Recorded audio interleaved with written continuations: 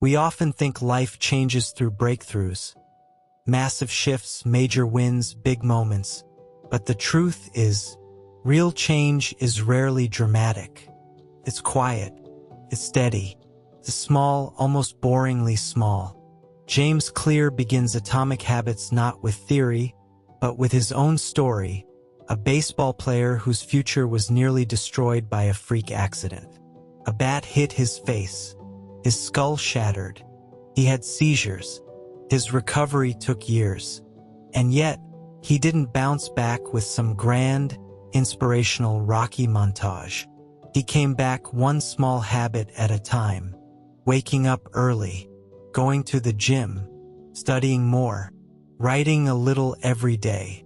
He didn't set out to write a best-selling book, become a productivity guru, or build a worldwide audience. He just focused on getting 1% better, consistently. And that's the heartbeat of this book. Tiny habits are the compound interest of self-improvement.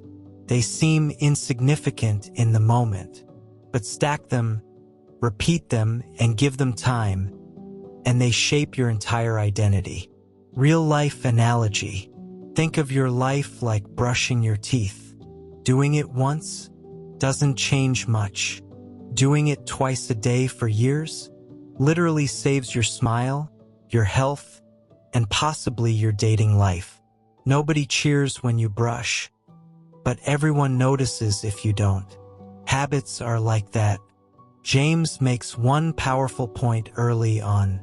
You don't rise to the level of your goals. You fall to the level of your systems. Your habits are your systems. And if you want to change your life, stop obsessing over outcomes and start focusing on processes. This book isn't about making massive change overnight. It's about learning how to build small, sustainable habits, make them stick, and shape a new identity from the inside out. And all of it starts with a single action, repeated, refined, reinforced. Welcome to Atomic Habits, where small changes don't just add up, they multiply. Chapter 1: The Surprising Power of Atomic Habits. Big goals are exciting. Lose 30 pounds. Write a book. Launch a business. Change your life. But here's the truth most people overlook. Massive success doesn't come from massive action. It comes from small habits done consistently over time. James Clear opens this chapter by introducing a simple yet powerful idea. 1% better every day isn't just improvement. It's transformation. It's compound growth, not just in your bank account, but in your habits, discipline, mindset, and identity. Most people underestimate what small changes can do. Why? Because they don't see instant results. You go to the gym once and still feel squishy. You meditate twice and still want to scream at traffic. So you assume it's not working. But real change is invisible at first. Clear compares it to an ice cube. Imagine a room at 28 degrees Fahrenheit. The ice doesn't melt. 29 degrees Fahrenheit. Still frozen. 30 degree F. 31 degree F. Nothing changes. Then suddenly, 32 degrees Fahrenheit. Drip. It starts to melt. Not because that degree was special, but because of the buildup that came before it. That's how habits work.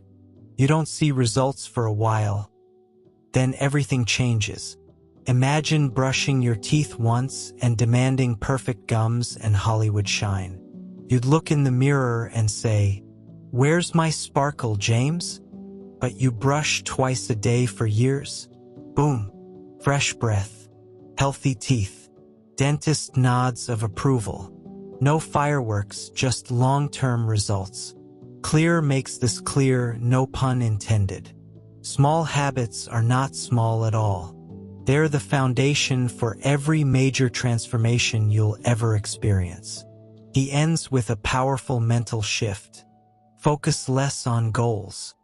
focus more on the systems that get you there. Because goals set direction, but systems drive progress. So if your life isn't changing yet, don't panic. Stay in the process. Keep building. Your 32 degrees Fahrenheit moment is coming. Chapter 2: How Your Habits Shape Your Identity. In this chapter, James Clear drops one of the most important and overlooked truths in all of personal development. True behavior change is identity change. Most people focus on what they want. I want to lose weight. I want to write a book. I want to be more productive. And some go one level deeper and focus on how. I'll follow this diet. I'll use this app. I'll try this routine. But very few go to the deepest level. Who do I want to become? Because here's the truth. Every action you take is a vote for the type of person you believe you are. Identity, outcomes. Clear breaks it down into 3 levels. Outcome-based habits, focused on results. Process-based habits, focused on systems. Identity-based habits, focused on who you're becoming. If you only chase outcomes, you'll revert back the moment you get tired, bored, or stressed. But when your habits are part of your identity, they become effortless.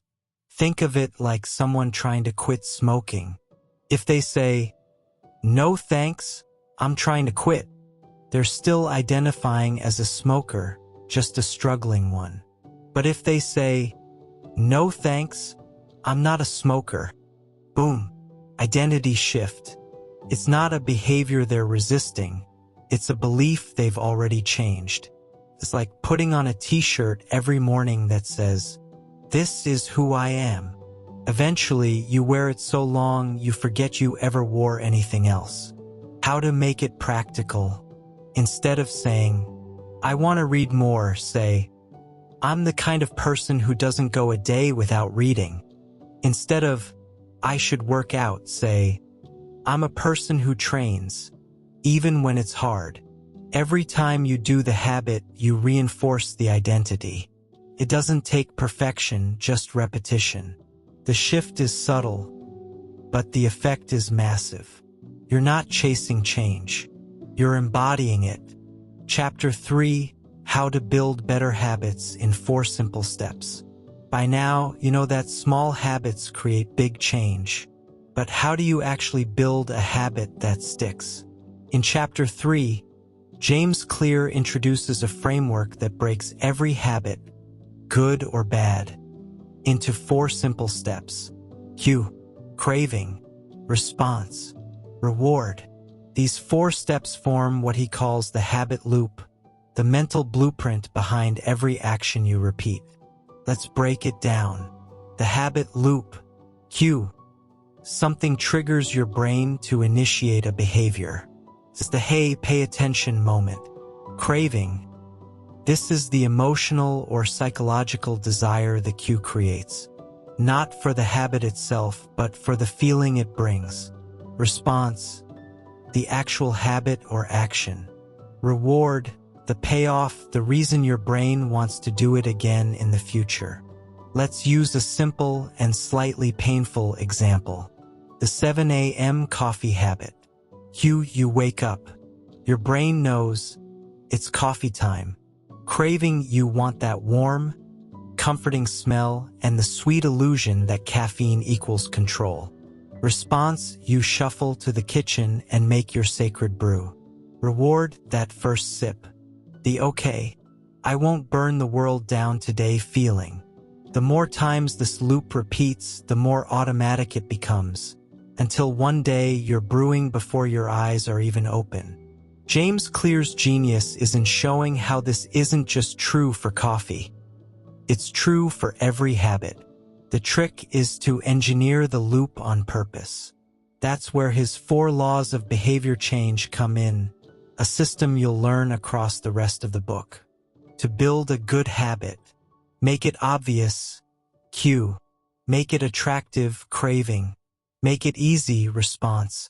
Make it satisfying, reward. To break a bad habit, make it invisible, make it unattractive, make it difficult, make it unsatisfying. This chapter is the gateway to the whole strategy. It's not about willpower. It's not about motivation. It's about designing your environment and behavior to make success automatic. The loop runs your life. Now it's time to start running the loop. Chapter 4: The Man Who Didn't Look Right. First law of behavior change. Make it obvious. James Clear opens this chapter with a story from a hospital. A nurse noticed something strange about a patient. He looked fine, normal vitals, calm, but something just didn't look right. The nurse trusted her gut. She pushed for tests. Turns out the patient was on the verge of a medical emergency. Clear uses this story to make a deeper point. Our brains are constantly scanning for cues, even if we don't consciously notice them. And that's how habits work too. You don't think, time to scroll Instagram. Your phone just lights up and suddenly, 42 minutes are gone. The cue triggered the loop. The first law: make it obvious. If you want to build a habit, the first step is to make the cue as clear and visible as possible. Why? Because your brain is lazy in a good way. It loves to conserve energy. So if something is easy to notice, your brain will act on it. What's obvious becomes automatic. So how do you use this? The hand soap trick. Ever notice how you're more likely to wash your hands when the soap pump is visible on the counter than hidden under the sink? Same soap, same you, different cue. If your running shoes are buried in the closet, you'll skip your workout. If your journal is tucked in a drawer, you'll forget to write. But if your environment is designed to make the habit obvious, you dramatically increase the chance of it sticking. Clear's tools. Habit scorecard. Write down your current habits. Become aware of them. Good, bad, or neutral. Awareness is step 1. Implementation intention. Be specific. Instead of, I'll start reading more, say, I will read 1 page at 7 p.m. in my living room. Habit stacking. Attach your new habit to an existing one. After I brush my teeth, I will meditate for 1 minute. This turns your existing routine into a launchpad for a new habit. Building new habits isn't about changing your life overnight. It's about changing what you notice, what you respond to, and how you prepare. Make your cues louder, clearer, harder to ignore. Your brain will follow. Chapter 5: The Best Way to Start a New Habit. First law continued. Make it obvious. So, you want to start a new habit? You've got the motivation, the podcast inspiration, the YouTube videos saved. But what you don't have is a system. Here's what James Clear makes very clear in this chapter. You do not rise to the level of your goals. You fall to the level of your systems. And one of the most powerful systems? Implementation intention. Sounds fancy, but it's not. It's just a sentence. I will, behavior at, time in, location. Example, I will write 50 words at 7 a.m. in my kitchen. I will meditate for 2 minutes after I brush my teeth in the bathroom. I will stretch for 1 minute right before bed on my bedroom floor. This does 2 magical things. It makes the habit obvious. You know exactly when and where. It removes the negotiation. No more should I do it now? Debates. Pizza night planning. Imagine telling your friends, let's hang out sometime. Nothing happens. That's a dream. They, forgettable.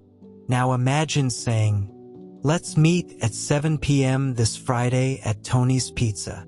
Boom. It's locked. That's an implementation intention for pepperoni and friendship. Your habits work the same way. Don't say, I'll work out more. Say, I'll do 10 push-ups at 6:30 a.m. in my bedroom after I get out of bed. The more specific the plan, the less willpower it requires. Because you already decided once, and your environment handles the rest. Bonus tip: habit stacking. Continued. Pair your new habit with something you already do. After I pour my morning coffee, I'll write down one thing I'm grateful for. After I take off my shoes at home, I'll immediately change into workout clothes. It's like latching a new train car onto an engine that's already moving. Stack, repeat, solidify. The key to building a habit is not motivation, but clarity. The clearer your plan, the easier it is to start. And once you start, momentum does the rest. Chapter 6: Motivation is overrated. Environment often matters more. First law continued: make it obvious. We love to believe motivation is the magic answer. We think if we just felt more driven, more inspired, more in the zone, we'd finally build that habit, work out, eat clean, write the book, start the business. But James Clear drops the truth. Environment is the invisible hand that shapes human behavior. In other words, it's not about being more motivated. It's about being better positioned. Because when your environment makes a habit easy and obvious, you don't need to feel motivated, you just need to show up. Why environment beats willpower? Here's a simple fact. You don't always control your feelings, but you do control what surrounds you. Want to eat healthier? Put fruit on the counter. Want to play less video games? Unplug the console and put it in a drawer. Want to read more? Put the book on your pillow. Out of sight equals out of habit. In sight equals in mind. Environment design is behavior design. James shares examples of people who improved habits simply by tweaking cues around them. Moving a bowl of apples to the middle of the kitchen table equals more fruit eaten. Laying out gym clothes the night before equals more workouts. Keeping a guitar on a stand equals more practice sessions. These weren't big changes, but they triggered big behavior shifts because the cues were visible, friction-free, and hard to ignore. French fries and fridge shelves.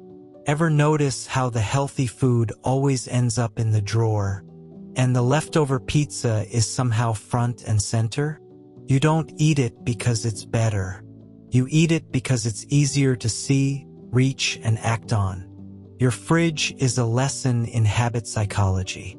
What you can do today: make good cues obvious. Put your habit in your path.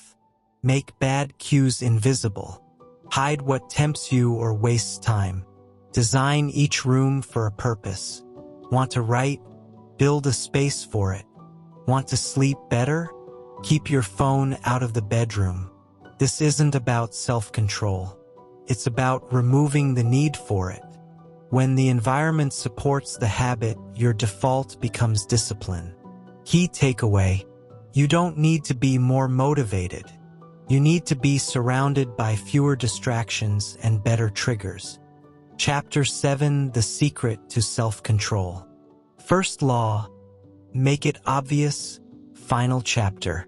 When we think of discipline and self-control, we usually imagine someone with iron willpower. Someone who can stare down temptation and say, "Not today, cookie." But James Clear offers a surprising twist. Self-control is a short-term strategy, not a long-term solution. Translation: the people with the best self-control aren't stronger, they're just less tempted. They've removed the cues that trigger bad habits. They've designed their environment to eliminate friction. So they don't rely on willpower because they don't need to. You don't need more discipline, you need fewer decisions. Studies show people with high self-control actually use it less often. Why? Because they're not constantly battling temptation. They've set their lives up to reduce decision fatigue. It's not about being the strongest in the moment. It's about setting up fewer moments where strength is needed. The donut in the kitchen test. Let's say you're on a diet, and there's a box of donuts on your counter. Every time you walk by, you stare it down like it's calling your name. Eventually, you give in. Not because you're weak, but because no one wins that battle forever. Now, imagine the donuts aren't in the house at all. Or better yet, replaced with fruit. That's not willpower. That's design. You didn't overcome temptation. You outsmarted it. The secret to real self-control. Avoid cues before the craving starts. Reduce exposure to things that pull you into bad habits. Make the default behavior the one you want to build. This chapter is less about fighting urges and more about not inviting them in the first place. James says it clearly, it is easier to avoid temptation than resist it. Key takeaway, you don't win by being the toughest. You win by being the smartest. Control the cues and you control the loop. Chapter 8, How to Make a Habit Irresistible. Second law, make it attractive. You already know that making a habit obvious is the first step. But even if something is easy to see, that doesn't mean you'll want to do it. That's where the second law comes in. Make it attractive. James Clear explains it like this. Your brain is constantly looking for the path of least resistance and the path of greatest reward. Habits that are emotionally appealing, not just logical, are the ones that stick. The science behind it. Behind every habit is a craving. You don't crave brushing your teeth, you crave the freshness. You don't crave working out, you crave the energy or confidence. You don't crave checking your phone, you crave connection or distraction. Understanding what you're really craving helps you reshape the habit itself. And here's the trick.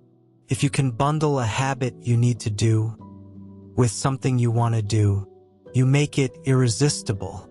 This technique is called temptation bundling. Coffee plus scrolling. Let's say you love scrolling your phone in the morning, but you want to build a journaling habit. Try this. I will only scroll Instagram after I journal for 2 minutes while drinking my coffee. Now, coffee and phone scrolling, pleasure, are linked to journaling, progress. You've taken a healthy behavior and wrapped it in a reward. How to make a habit more attractive. Temptation bundling. Pair a habit you want with a habit you need. Reframe your mindset. Focus on what the habit gives you, not what it costs. Don't say, I have to go to the gym. Say, I get to build the strongest version of me. Use the power of anticipation. The craving is often more powerful than the reward itself. Make it emotionally desirable, not just logically beneficial. Key takeaway, the more attractive a habit is, the more likely it is to become automatic. Your job isn't to force good behavior. It's to make good behavior feel like something your brain wants on its own. Chapter 9, The Role of Family and Friends in Shaping Your Habits. Second law continued, make it attractive. James Clear opens this chapter with a simple but powerful truth. We don't just imitate what we like. We imitate who we're around. Human behavior is deeply social. We want to fit in. We want to be accepted. And often we want approval more than we want change. That means your environment isn't just physical. It's social. The people around you can either elevate your habits or erode them. The 3 social groups that shape you, the close, family, friends, roommates, the many, culture, community, peers, the powerful, mentors, leaders, people you admire. Clear explains that habits are more attractive when they help you belong to a group, reinforce shared values. Avoid standing out in a way that feels threatening. If your friends value fitness, it's easier to work out. If your coworkers eat clean, junk food feels out of place. If your mentor is disciplined, you start holding yourself to a higher standard, almost subconsciously. Group pizza night. You've probably been here. You're trying to eat healthy, but your friends order 3 pizzas and garlic bread, and you're suddenly saying, "Cheat day, right?" Nobody pressured you. You just didn't want to be the weird one munching on kale in the corner. That's the power of the social environment. We conform not because we're weak, but because we're wired for connection. Make it work for you. Instead of fighting the group, choose better groups. Join communities that already live the way you want to live. Find friends who make good habits normal. Follow people who model the values you want to build. Or be the example that elevates your circle. You can create a positive feedback loop. Join a group where your desired behavior is the expected behavior. Key takeaway: one of the deepest human desires is to belong. So if good habits help you fit in, you'll be far more likely to stick with them. Your habits don't exist in isolation. They live in relationships, culture, and community. And when you align your environment with your values, discipline becomes contagious. Chapter 10: Walk slowly, but never backward. Third law: make it easy. We live in a world obsessed with intensity. 30-day challenges, 90-day sprints, extreme before and after stories. But James Clear flips the narrative in this chapter. The most effective way to change your habits is to focus not on doing more, but on showing up consistently. This is the heart of the third law. Make it easy, because real progress doesn't come from doing amazing things once. It comes from doing basic things repeatedly. You don't need perfect. You need reps. Why perfection fails and consistency wins. Clear reminds us, you don't rise to the level of your motivation, you fall to the level of your system. And the best systems are simple and repeatable. They make it easier to do the right thing than the wrong one. Success is not about heroic effort. It's about reliable motion, even on boring days, tired days, average days. The gym turtle. Let's say you want to get in shape. Option 1. Go to the gym for 90 minutes, 6 days a week, eat boiled chicken, and post your progress every day for a month. Option 2. Go to the gym for 10 minutes. Do a little, then come back tomorrow, and the next day, and the next. Most people go with option 1, then flame out faster than a cheap scented candle. Option 2. Not exciting, but it works, because it builds identity and momentum, 2 things that will outlast motivation every time. Motion versus action. Clear introduces a powerful idea here.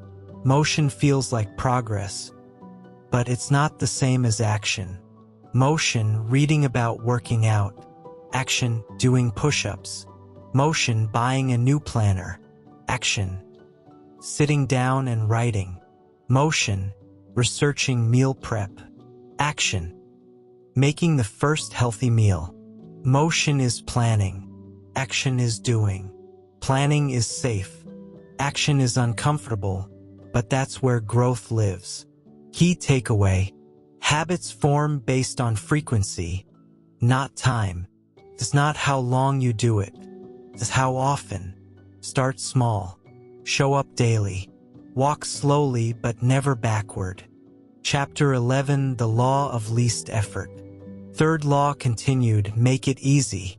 Here's a truth that might feel a little uncomfortable. We are wired to choose the path of least resistance. Always. James Clear explains it simply: the more energy a habit takes, the less likely we are to do it, even if it's good for us. This isn't laziness. It's evolution. Your brain is designed to conserve energy. So unless a behavior is easy, it usually doesn't happen, or at least not consistently. Environment matters more than willpower. Here's what Clear emphasizes. Reduce friction. Optimize for the starting line, not the finish line. If something is hard to start, it's hard to keep. But if something takes less effort, even slightly, you're way more likely to repeat it. He gives real examples. Want to practice guitar more? Keep it out of the case and in the room. Want to read more? Put books everywhere, especially where your phone usually is. Want to cook at home? Pre-cut veggies and keep your pans visible. It's not about being ultra-disciplined. It's about being strategic, setting up your environment so the right choice is also the easy one. Folding laundry versus throwing it on the chair. You know that chair, the one in every bedroom, the sacred resting place for clothes that are clean, but not clean enough to go back in the drawer. Folding and putting clothes away, 90 seconds, but just tossing them on that chair takes less effort. So we do it, every time. That's the law of least effort at work, silently shaping your habits. Now imagine that same drawer was always open, organized, and in reach. Suddenly folding doesn't feel like work. It feels possible. That's the goal. 2 practical strategies Clear recommends. Prime your environment for success. Lay out clothes the night before. Put your running shoes next to the door. Keep a water bottle at your desk. Reduce the number of steps between you and the habit. Make bad habits harder. Log out, unplug, hide them. Make good habits friction-free. Auto-schedule, preset, one-click access. Key takeaway. When friction is low, habits are easy. And when habits are easy, they happen more often. Make the right choice so easy you'd have to try not to do it. Chapter 12. How to stop procrastinating by using the 2-minute rule. Third law continued, make it easy. Let's be honest, we all procrastinate. Not because we're lazy, not because we don't care, but because starting feels harder than it really is. James Clear introduces a simple strategy to beat procrastination before it even begins. When you start a new habit, it should take less than 2 minutes to do. That's the 2-minute rule. The idea is simple. Make your habit so easy to start, it's almost impossible to say no. Why this works? Every big habit starts as a small action. Reading a book starts with opening it. Running starts with tying your shoes. Writing a novel starts with opening a blank doc. But most people try to build habits at full intensity from day one. That's like trying to sprint before you've even learned to walk. The 2-minute rule says, just do the first 2 minutes. If that's all you do, it's a win. You're not building the habit of doing the full task. You're building the habit of showing up. The gym door habit. Imagine trying to get in shape. You set a goal, 60 minutes of cardio, 6 days a week. By day 3, you're exhausted, sore, and somehow watching Netflix in workout clothes. Now flip it. What if your habit was simply, put on my shoes and walk outside? That's it. Doesn't sound impressive. But here's what happens. Once you're outside, you'll probably take a few steps and maybe keep going. But even if you don't, you still did the habit. And that consistency leads to real progress over time. Clear's rule in action. Here are some 2-minute versions of habits. Read 1 page instead of read 30 books a year. Meditate for 60 seconds instead of daily mindfulness. Write 1 sentence instead of write every day. Open a document instead of start a business plan. If it takes more than 2 minutes to start, shrink the habit. Because the goal isn't to be perfect, it's to be present. Key takeaway: a habit must be established before it can be improved. Start small. Start easy. Start now, even if it's just for 2 minutes. Chapter 13: How to make good habits inevitable and bad habits impossible. Third law finale: make it easy. We usually try to change habits with motivation and willpower, but James Clear gives us something smarter. The best way to change behavior is to create a system of inevitability. In other words, make good habits the path of least resistance, and make bad habits nearly impossible to do. Enter commitment devices. A commitment device is a choice you make now to lock in better behavior later. It's like prepaying for discipline. Examples: locking up your phone in a drawer while you work, giving your trainer $100 that they keep if you skip a workout, installing website blockers during focus hours, automatically drafting money into savings every payday. These tools reduce options, and that's the secret. When the desired behavior is the only behavior, success becomes inevitable.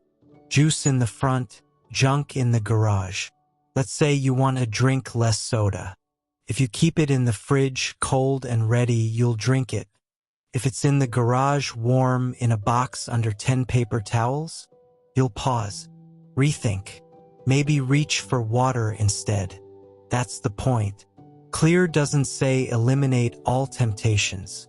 Just make them less convenient than the better choice. 2 power strategies. Create barriers to bad habits. Unplug the TV. Delete distracting apps. Use complicated passwords you don't remember.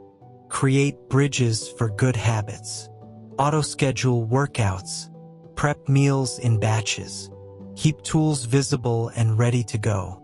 Your job is to make the right action easier to do, and the wrong one hard to even consider. Key takeaway: discipline is easier when your environment eliminates the need for it. Set the system once. Let it guide you when bad choices are harder and good choices are automatic. Success is no longer a decision, it's your default. Chapter 14: The Cardinal Rule of Behavior Change. Fourth law: make it satisfying. By now, you've made your habit obvious, attractive, and easy. But there's one final piece. What's rewarded is repeated. What's punished is avoided. That's the core of the fourth law: make it satisfying. James Clear calls this the cardinal rule of behavior change, because your brain only wants to repeat things that feel good. Why satisfaction matters. We tend to think that results drive habits, but actually it's the immediate emotional feedback that shapes what sticks. Here's the challenge though. Good habits often feel bad now, but pay off later. Bad habits feel great now, but cost you later.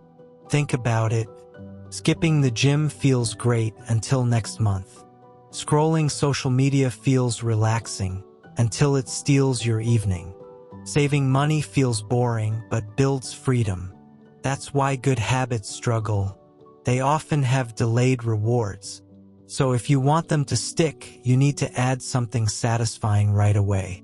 Real-life analogy: the gold star chart. Remember being a kid and getting a sticker or gold star for doing your homework. You weren't excited about algebra, you were excited about the reward. That same system still works, because you still have a brain. Only now the sticker might be checking a box, tracking a streak, seeing progress build visually, getting a compliment from a friend. Whatever it is, your brain wants to feel successful immediately. So give it that satisfaction. How to make habits satisfying. Use a habit tracker, cross off a calendar day, log a win, build a streak. Celebrate small wins. Say, done, out loud. Fist bump yourself. Yes, really?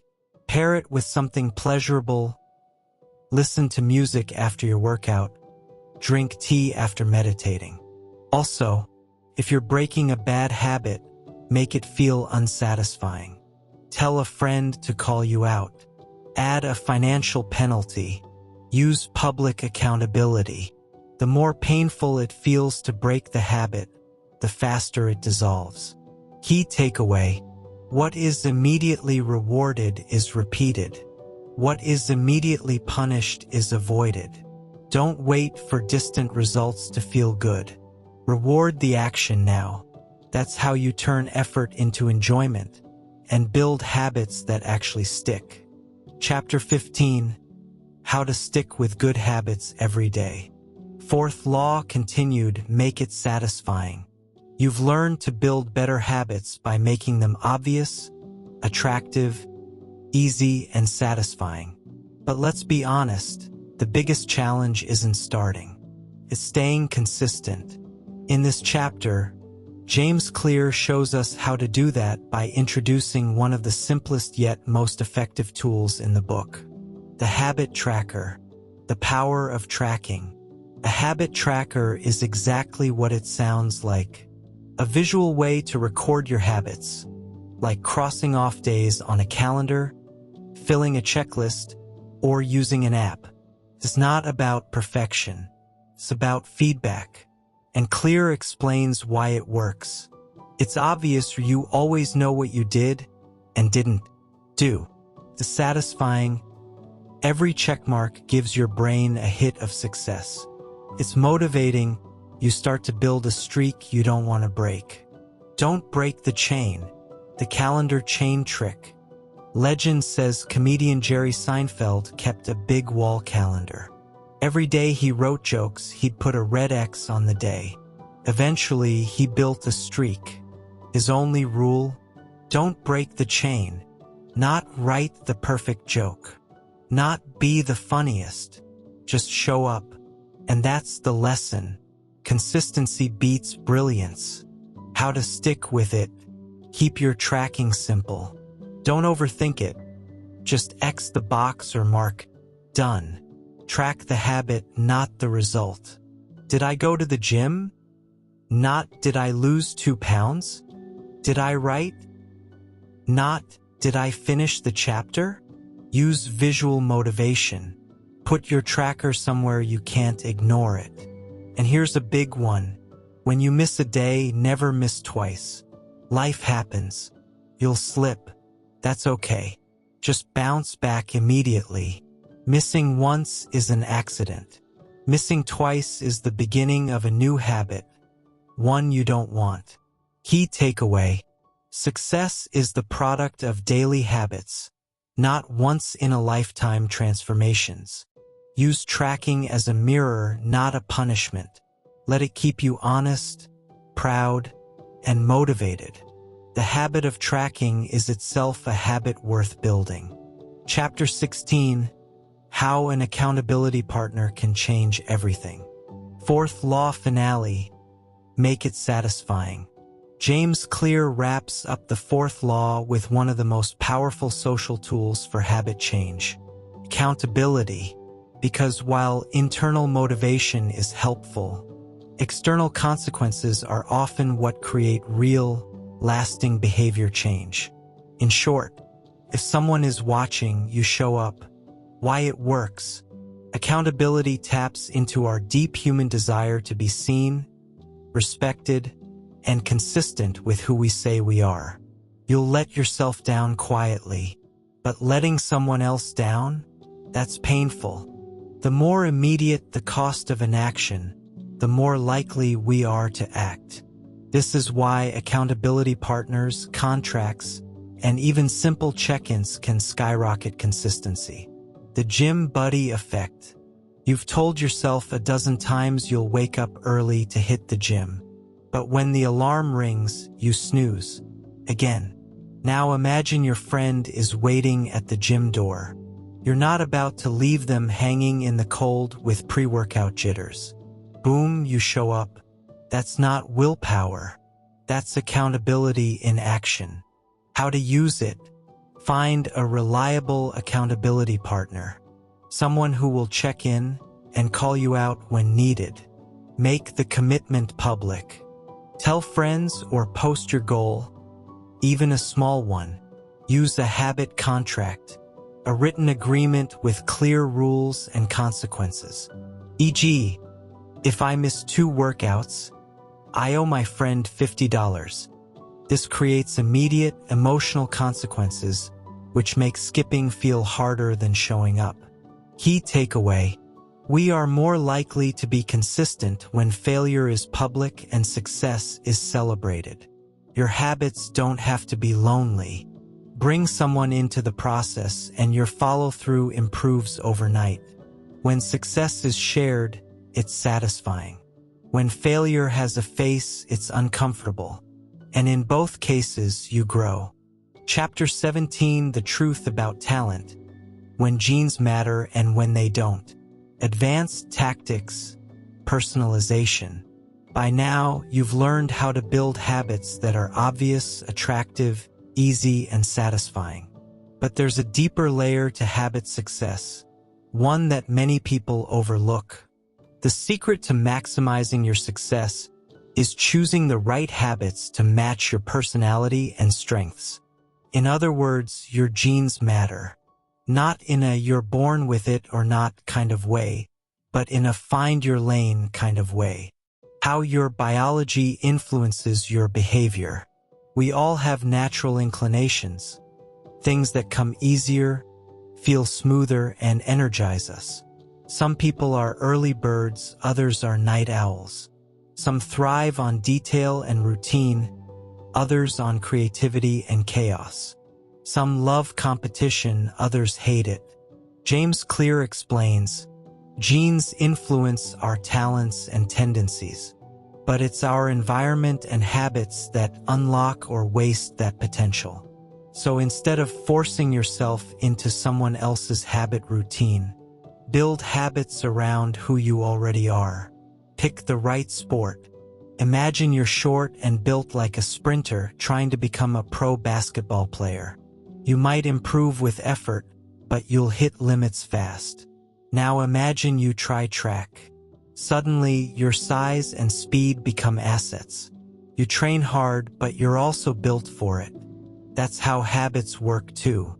The more a habit aligns with your natural strengths, the less resistance you'll face, and the easier it is to stick.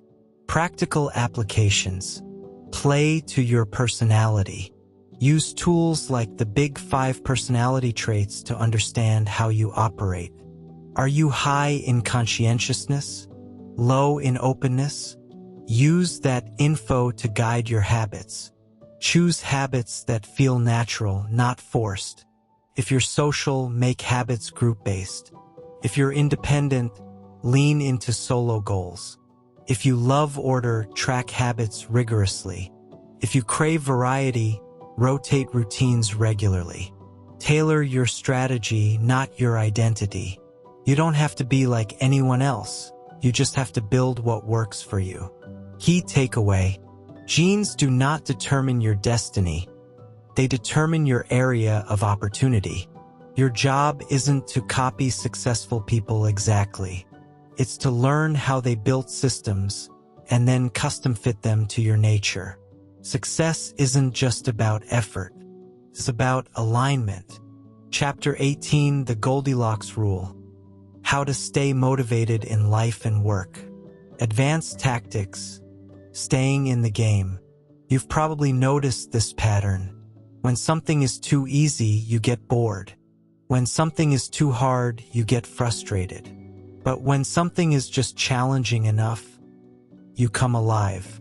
James Clear calls this the Goldilocks rule, and it's the secret to long-term motivation.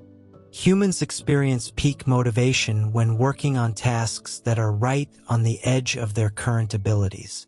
Not too hard, not too easy, just right. Why this matters? Let's say you're learning guitar. If you only play chords you already know, you lose interest. If you jump straight into advanced solos, you get discouraged. But if you learn a song that pushes you just a little beyond your current skill, that's where the magic happens.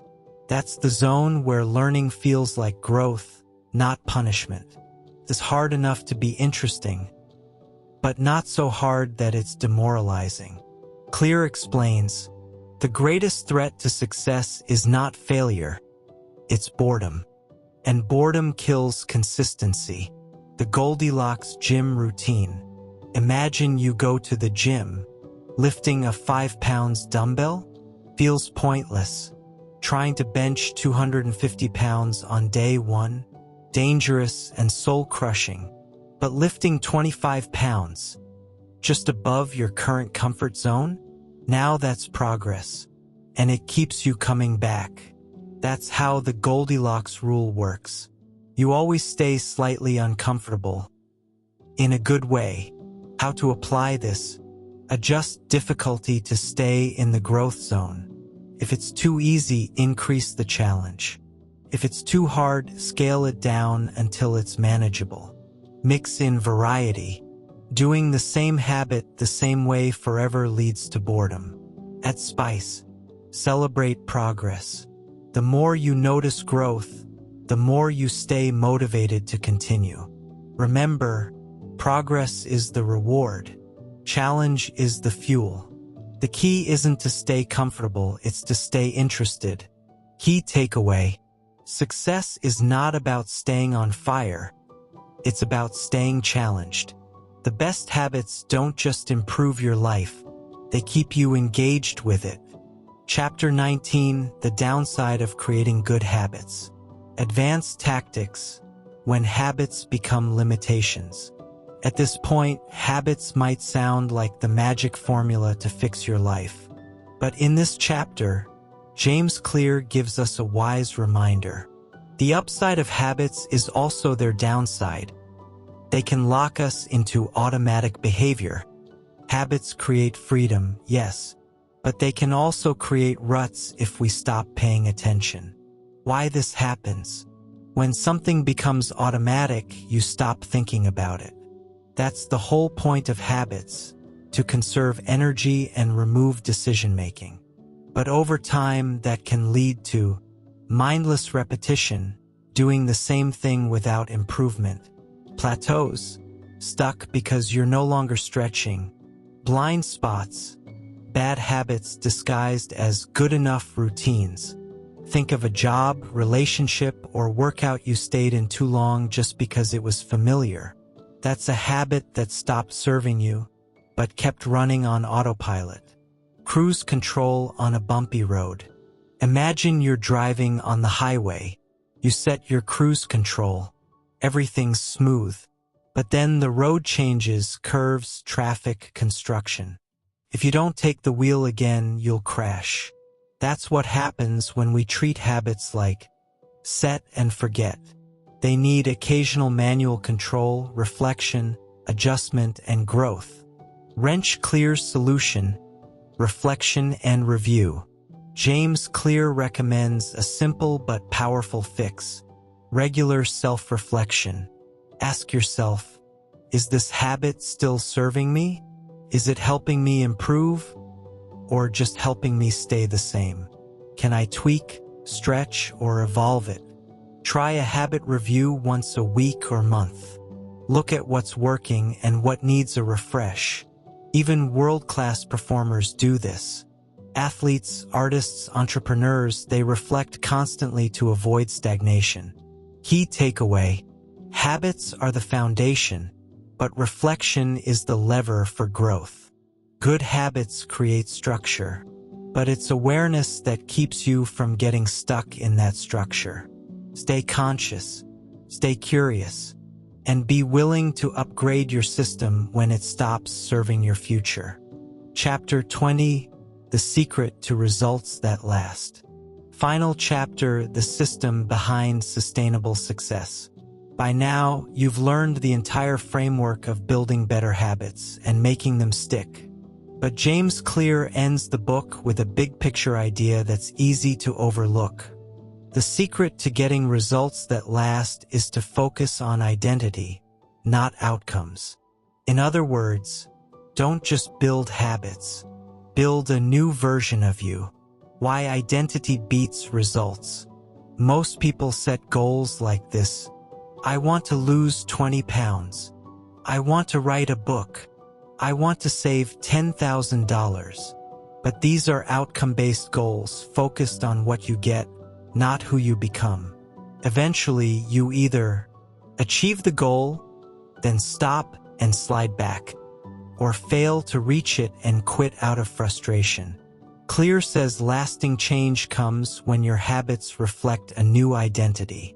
I'm the kind of person who works out. I'm the kind of person who writes daily. I'm the kind of person who manages money well. Your habits don't just change what you do. They change who you believe you are. Real-life analogy, the mirror habit. Imagine brushing your teeth every morning. You do it not because you're chasing a goal of dental excellence. You do it because you believe you're a clean, responsible person. This is who you are. Now imagine if every habit you built aligned with that same level of identity. You'd never need motivation, just a mirror. The mirror wouldn't lie.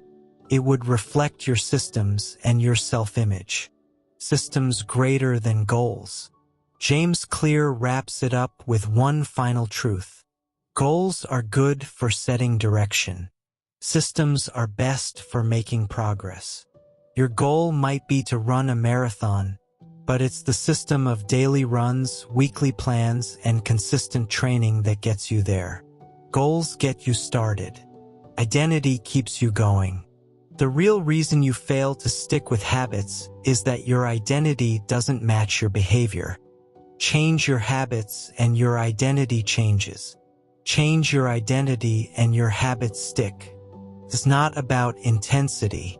It's about who you become, one tiny choice at a time. Yo, if this hit even a little, do me a favor. Tap that subscribe button like it's a habit you actually want to keep. And drop it in the comments if you're ready to rebuild your habits, not your excuses. Seriously, your next best version starts with one click. Let's grow together. See you in the next one.